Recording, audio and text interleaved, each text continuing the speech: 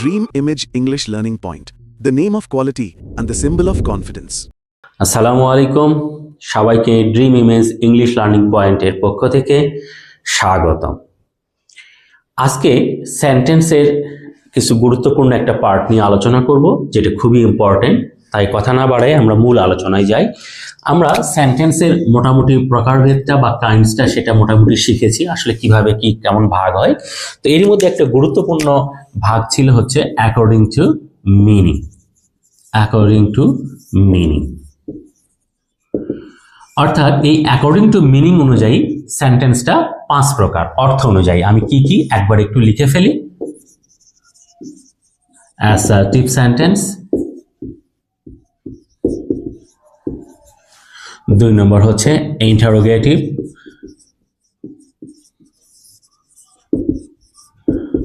3 নম্বর হচ্ছে ইম্পারেটিভ, 4 নম্বর হচ্ছে অবজেক্টিভ, 5 নম্বর হচ্ছে এক্সক্লামেটরি। আমরা এই সেন্টেন্সগুলো একটু ডিটেইলস শিখবো এবং মোটামুটি ভালোভাবে একটু বোঝার চেষ্টা করব, কেননা এই সেন্টেন্সের সবগুলো ভয়েসে, ট্রান্সফরমেশনে, ন্যারেশনে, গ্রামারের আরো গুরুত্বপূর্ণ জায়গাগুলোতে এরা একটা গ্রেট ইম্প্যাক্ট ফেলে। যদি আমরা এটাকে ক্লিয়ার করতে না পারি তাহলে অবশ্যই প্রত্যেকটা গ্রামারে আমার একটা উইকনেস ফুটে উঠবে, যার জন্য শিক্ষার্থীকে এই বিষয়গুলো খুব ছোটবেলার জিনিস হলেও মনোযোগ দিয়ে শেখা উচিত বলে আমি মনে করি।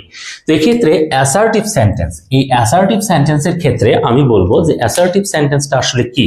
অ্যাসার্টিভ সেন্টেন্সটাকে আমরা সাধারণভাবে বুঝি বর্ণনা বা বিবৃতিমূলক, অর্থাৎ কোন একটা বিষয় সম্পর্কে বর্ণনা দেওয়া বা কোন একটা বিষয়কে সংক্ষিপ্তভাবে উপস্থাপন করা। এই যে বর্ণনা বা বিবৃতি, এই দুটো বিষয়ের উপরেই সাধারণত অ্যাসার্টিভ সেন্টেন্স ডিপেন্ড করে। যেমন I eat rice, I have a red pen, ঠিক আছে। তাহলে এই টাইপের যে বিষয়গুলো সেগুলো, I have a pet cat. তাহলে আমি যদি বলি আমার কাছে অনেকগুলো জিনিস আছে, তার মধ্যে একটা কি জিনিস আছে, I have a pet cat, তার মানে আমার কাছে থাকা জিনিসগুলো সম্পর্কে আমি বর্ণনা দিচ্ছি। সুতরাং অবশ্যই এটা একটা অ্যাসার্টিভ সেন্টেন্স। 2 নম্বরের বিষয়টাতে আমরা একটু আসি, সেটা হচ্ছে ইন্টারোগেটিভ। ইন্টারোগেটিভ, এখানে একটা মূল বিষয় আছে, অনেক সময় এমসিকিউ এই জিনিসগুলো থেকে আসে। যেমন ইন্টারোগেটিভ, এই শব্দটার অরিজিন কি। আসলে এই শব্দটা ইন্টারোগেশন বা ইন্টারোগেট, এই শব্দ থেকে উৎপত্তি। তাহলে অরিজিন হচ্ছে ইন্টারোগেট বা ইন্টারোগেশন। তো এই ইন্টারোগেশন বা ইন্টারোগেট এই শব্দটার অর্থ হচ্ছে প্রশ্ন বা জিজ্ঞাসা। তাহলে আমরা যদি সংজ্ঞাটা এভাবে বলি যে বাক্যগুলো দ্বারা কোনো কিছু প্রশ্ন বা জিজ্ঞাসা করা বোঝায়, সেই বাক্যগুলোকে সাধারণত কি বলে, ইন্টারোগেটিভ সেন্টেন্স। যেমন কি আমি যদি এখানে এক্সাম্পল হিসাবে বলি, যেমন হু আর ইউ, ঠিক আছে। আবার ডিড ইউ ডু ইট, বা এরকম ভাবে হতে পারে। তাহলে এই জায়গাতে আমরা একটু অবশ্যই বুঝবো যে এগুলো ইন্টারোগেটিভ কোশ্চেন। তবে হ্যাঁ, এখানে আরেকটা বিষয় একটু মনে রাখা উচিত, এই যে অ্যাসার্টিভ সেন্টেন্সটা আমরা বলছি, এটা কিন্তু আবার মোটামুটি 2 ভাগে বিভক্ত। যেমন এটা কিন্তু অ্যাফার্মেটিভ, আবার নেগেটিভ। তাহলে অ্যাফার্মেটিভ এবং নেগেটিভ এটা একটু মাথায় রাখতে হবে। অ্যাফার্মেটিভ মানেই হচ্ছে হাসূচক বাক্য, অর্থাৎ বক্তার বক্তব্যকে স্বীকার করা বোঝায় যে বাক্যগুলোর দ্বারা, সেটাকেই বলা হচ্ছে অ্যাসার্টিভ। আর নেগেটিভ হচ্ছে না সূচক বাক্য বা বক্তার বক্তব্যকে অস্বীকার করাকে বোঝায় হচ্ছে নেগেটিভ। যেমন আমি এটা কাজটা করি না, আমি ভাত খাই না, আমি সেখানে যাই না। এই যে নেগেটিভ মানে অস্বীকার করার বিষয়গুলোকে বোঝানো হচ্ছে নেগেটিভ। একইভাবে ইন্টারোগেটিভ সেন্টেন্সটারও একটা ক্লাসিফিকেশন আছে, যেটা আমরা একটু মাথায় রাখতে হবে যে ইন্টারোগেটিভ সেন্টেন্স, এই ইন্টারোগেটিভ সেন্টেন্সটা আবার কিন্তু 3 কাইন্ডস। অনেকেই এটা আনসার করতে পারে না। 3 কাইন্ডস কি কি? যেমন আমি বলি ইন্টারোগেটিভ সেন্টেন্সটা আবার 3টা ভাগে বিভক্ত। 1 নম্বর হচ্ছে ইয়েস নো কোশ্চেন, 2 নম্বর হচ্ছে WH কোশ্চেন, 3 নম্বর হচ্ছে ট্যাগ কোশ্চেন। তবে এখানে আরো এক ধরনের কোশ্চিন দেখা যায় যেটা কোনো কোনো বইয়ে যুক্ত করা আছে, আবার কোনো বইয়ে নাই। তবে প্রধানত 3 প্রকার, তাই আমি 3 প্রকার লিখলাম। তবে আরো এক ধরনের কোশ্চিন আছে, সেটাকে বলা হচ্ছে এমবেডেড কোশ্চিন। তো যাই হোক, ওইটা পরবর্তীতে হয়তো বা বিভিন্ন জায়গাতে বা অ্যাডমিশন টেস্টের ক্লাসগুলোতে আলোচনা হবে ইনশাআল্লাহ। তো এখানে আমি একটু সংক্ষিপ্তভাবে বলে নিই ইয়েস নো কোশ্চেনটা কি। যে প্রশ্নগুলোর উত্তর ইয়েস বা নো দিয়ে দেওয়া যায় সেই প্রশ্নগুলোকেই বলা হচ্ছে ইয়েস নো কোশ্চেন। যেমন did you go to school yesterday, yes or no. Do you know him, yes or no. তাহলে এই প্রশ্নগুলোকে বলা হচ্ছে yes no question. WH question, যে কোশ্চেনগুলোর শুরু WH ওয়ার্ড দিয়ে অথবা যে কোশ্চেনগুলোর উত্তর ইয়েস বা নো দিয়ে দেওয়া যায় না সেই কোশ্চেনগুলোকেই বলা হচ্ছে WH কোশ্চেন। যেমন আমি এখানে লিখছি হু আর ইউ, এর উত্তর কখনোই ইয়েস বা নো দিয়ে দেওয়া যাবে না। আবার এই কোশ্চেনটা শুরু হয়েছে WH ওয়ার্ড দিয়ে, সুতরাং এই ধরনের কোশ্চেনগুলোকেই বলা হচ্ছে কি WH কোশ্চেন। ট্যাগ কোশ্চেন, এখানে একটু বিষয় মনে রাখতে হবে যে এই ট্যাগ অর্থ, এটা নিয়ে পরবর্তীতে আলোচনা হবে, তবে আপাতত বলে রাখি যে এই ট্যাগ অর্থ জুড়ে দেওয়া বা একত্রিত করা, জুড়ে দেওয়া বা একত্রিত করা। তার মানে ট্যাগ কোশ্চেনটা কি, যে কোশ্চেনগুলো সাধারণ কোনো একটা বাক্যের সঙ্গে জুড়ে গিয়ে প্রশ্ন তৈরি করে সে কোশ্চেনগুলোকেই বলা হচ্ছে ট্যাগ কোশ্চেন। যেমন মোনা লাইকস ব্ল্যাক কফি, এখানে এখন কি হবে ডাজন্ট শি। তার মানে কি একটা মূল বাক্য লাগলো, তার সঙ্গে প্রশ্ন জুড়ে গিয়ে আমার এখানে প্রশ্ন তৈরি হলো। তাহলে এই ধরনের কোশ্চেনগুলোকেই বলা হচ্ছে কি ট্যাগ কোশ্চেন। এক্সাম্পলটা আমি আরেকটু ক্লিয়ার করে দেই। মোনা লাইকস ব্ল্যাক কফি, তাহলে এখানে ডাজন্ট শি। তাহলে এই যে ডাজন্ট শি, আমি এই কোশ্চেনটুকু পেলাম কিন্তু কোথা থেকে, একটা সাধারণ বাক্যের সঙ্গে জুড়ে গিয়ে এই প্রশ্নটা তৈরি হলো। তার মানে ট্যাগ কোশ্চেনের জন্য একটা সাধারণ বাক্য বাধ্যতামূলক। আশা করি বুঝতে পেরেছো। এরপরে 3 নম্বর যেটা বিষয় সেটা হচ্ছে কি আমার imperative question, imperative sentence. Imperative sentence, imperative sentence, এই ইম্পারেটিভ শব্দটার অর্থই হচ্ছে অনুজ্ঞাসূচক বা আদেশ সূচক।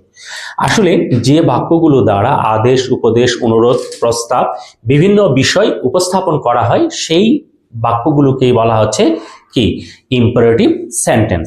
তার মানে এখানে কি কি থাকবে, আদেশ থাকতে পারে, উপদেশ থাকতে পারে, অনুরোধ থাকতে পারে, প্রস্তাব থাকতে পারে, 4টা বিষয়। এই 4টা বিষয় মনে রাখলেই আমরা খুব সহজেই মনে রাখতে পারবো ইম্পারেটিভ। আদেশ, উপদেশ, অনুরোধ, প্রস্তাব, এই 4টা বিষয়ই হচ্ছে ইম্পারেটিভ সেন্টেন্স প্রেজেন্টেশন করে বা প্রেজেন্ট করে। এক্সাম্পল হিসাবে আমি আরেকটা বিষয় এখানে বলে রাখি যে ইম্পারেটিভ সেন্টেন্সের একটা মূল বৈশিষ্ট্য হচ্ছে যে এই বাক্যগুলো 3টা গেট দিয়ে প্রবেশ করে। আমি বলি ইম্পারেটিভের গেট 3টা। কি কি? একটা হচ্ছে ভার্ব দিয়ে শুরু হয় এই বাক্যগুলো, আরেকটা হচ্ছে ডন প্লাস ভার্ব দিয়ে শুরু হয় এই বাক্যগুলো, আরেকটা হচ্ছে লেট দিয়ে শুরু হয় এই বাক্যগুলো। তাহলে ভার্ব, ডন প্লাস ভার্ব, লেট, এটাকে আমি বলি ইম্পারেটিভের গেট, 1 নম্বর গেট, 2 নম্বর গেট, এটা হচ্ছে 3 নম্বর গেট। অর্থাৎ ইম্পারেটিভের যতগুলো বাক্য আছে এই 3টা গেট দিয়েই ঢুকতে হবে বা এই 3টা গেট দিয়েই প্রবেশ করতে হবে। এক্সাম্পল হিসাবে আমি যদি বলি do this work, don't hate the poor, hate the poor, let us enjoy the movie। খুব ভালো করে একটু খেয়াল করে দেখতে পাবে, ভার্ব দিয়ে শুরু, এটা ডন প্লাস ভার্ব দিয়ে শুরু, এটা লেট দিয়ে শুরু, এভাবে ইম্পারেটিভ বাক্যগুলো হয়। এরপরে আরেকটা গুরুত্বপূর্ণ সেন্টেন্স, সেটা হচ্ছে কি আমি একটু এটা ক্লোজ করে নেই, সেটা হচ্ছে অপটেটিভ সেন্টেন্স। অপটেটিভ শব্দটার অর্থই হলো ইচ্ছা বা কামনা বা বাসনা বা ইচ্ছার সূচক, এই টাইপের বিষয়। তো সেটাকে আমি একটু বলে দিই।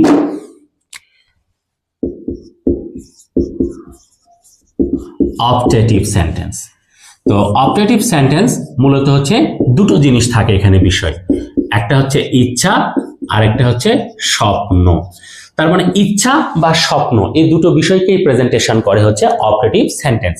অর্থাৎ যে বাক্যগুলো দ্বারা মানব মনের বিভিন্ন ধরনের ইচ্ছা, কামনা, বাসনা এই টাইপের বিষয়কে প্রকাশ করে সেই বিষয়গুলোকে বা সেই বাক্যগুলোকেই বলা হচ্ছে অপারেটিভ সেন্টেন্স।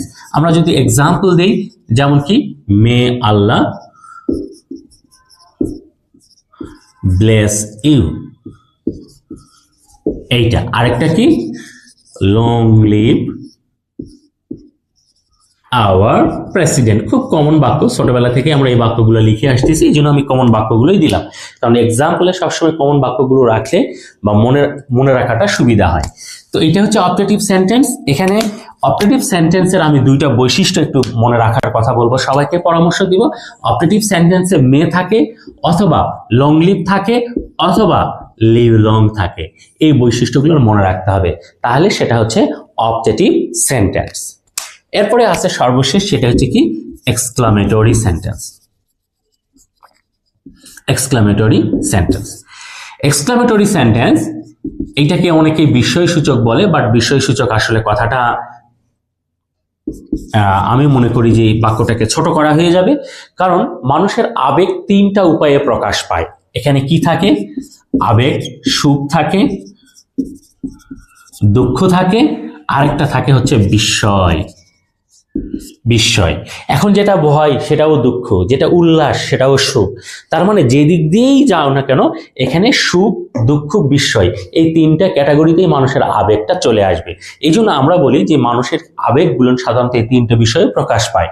তো এই তিনটা বিষয়ই আছে হচ্ছে এক্সক্লেমেটরি সেন্টেন্সে, শুধু বিস্ময় নেই।